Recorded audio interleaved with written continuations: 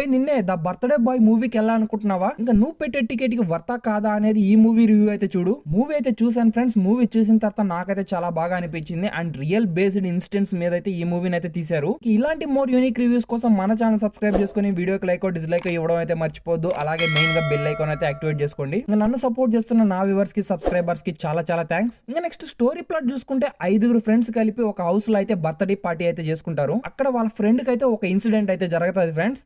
వీళ్ళుండేది foreign కంట్రీలో కాబట్టి అక్కడ వాళ్ళ ఆ సిచ్యువేషన్ ఎలా ఫేస్ చేశారు, ఫైనల్ గా మిగిలిన ఫ్రెండ్స్ కి ఏమైంది అనేది మెయిన్ స్టోరీ ప్లాట్. ఇంతకంటే చెప్తే స్పాయిలర్ అయితే అయిపోద్ది ఫ్రెండ్స్. ఫస్ట్ హాఫ్ అయితే బాగుంది ఫ్రెండ్స్, ఇంట్రెస్టింగ్ గా ఉంది. ఇంకా సెకండ్ హాఫ్ అయితే చాలా ఇంట్రెస్టింగ్ గా ఎంగేజింగ్ అయితే ఉంటది విత్ క్లైమాక్స్ తో. మెయిన్ గా సస్పెన్స్ అనేది మనకు చాలా అయితే బాగా నచ్చుతుంది. ఆ మిగిలిన ఫ్రెండ్స్ ఫేస్ చేసిన సిచ్యువేషన్ అనేది చాలా బాగా అయితే చూపించారు. ఇంకా నెక్స్ట్ పాజిటివ్స్ చూసుకుంటే మెయిన్ గా స్టోరీ అయితే చాలా బాగుంది భయ్య. మూవీ రియల్ బేస్డ్ ఇన్స్టెంట్స్ మీద అయితే తీయడం జరిగింది కాబట్టి అక్కడున్న రియాలిటీ న్యాచురాలిటీ అనేది చాలా వరకు అయితే మూవీలో బాగా కనబడుతుంది. డైరెక్టర్ అయితే ఆ పోర్షన్ వరకు అయితే చాలా బాగా అయితే తీశారు. ఇంకా సెకండ్ హాఫ్ లో వచ్చే ట్విస్ట్ అండ్ టర్న్స్ తో అయితే మనకు చాలా బాగా అయితే అనిపిస్తుంది. ఇంకా క్లైమాక్స్ అయితే చాలా బాగుంటది ఫ్రెండ్స్. డైరెక్టర్ విజన్ అనేది అక్కడే బాగా కనబడుతుంది. మూవీలో స్క్రీన్ ప్లే అనేది కొంచెం ఇంటెన్సివ్ గా అయితే తీశారు డైరెక్టర్. నెక్స్ట్ నెగటివ్స్ గురించి మాట్లాడుకుంటే బీజిఎం అనేది అంతగా వర్కౌట్ అవ్వలేదు భయ్య. మూవీ లో బడ్జెట్ ఇష్యూస్ వల్ల ఏమో మనకి ప్రొడక్షన్ వాల్యూస్ అయితే చాలా వరకు అయితే లో అనిపిస్తుంది. విజువల్స్ వల్ల కూడా మనం కొన్ని దగ్గరలో అయితే డిసప్పాయింట్ అయితే అవుతాం. నెక్స్ట్ పర్ఫార్మెన్స్ చూసుకుంటే ఆ 4 ఫ్రెండ్స్ అయితే నాకైతే బాగా చేశారనిపించింది. ఇక మూవీలో రవికృష్ణ గారి ఎంటర్ అయిన తర్వాత అక్కడి నుంచి అయితే టర్నింగ్ పాయింట్స్ తో చాలా బాగా అనిపించింది నాకు. మెయిన్ గా ఎమోషన్ అనేది నాకు అక్కడక్కడైతే చూపిస్తారు, బట్ అది జస్ట్ ఒక్క లిటిల్ బిట్ టచ్ చేసినట్టు అనిపించింది అంతే.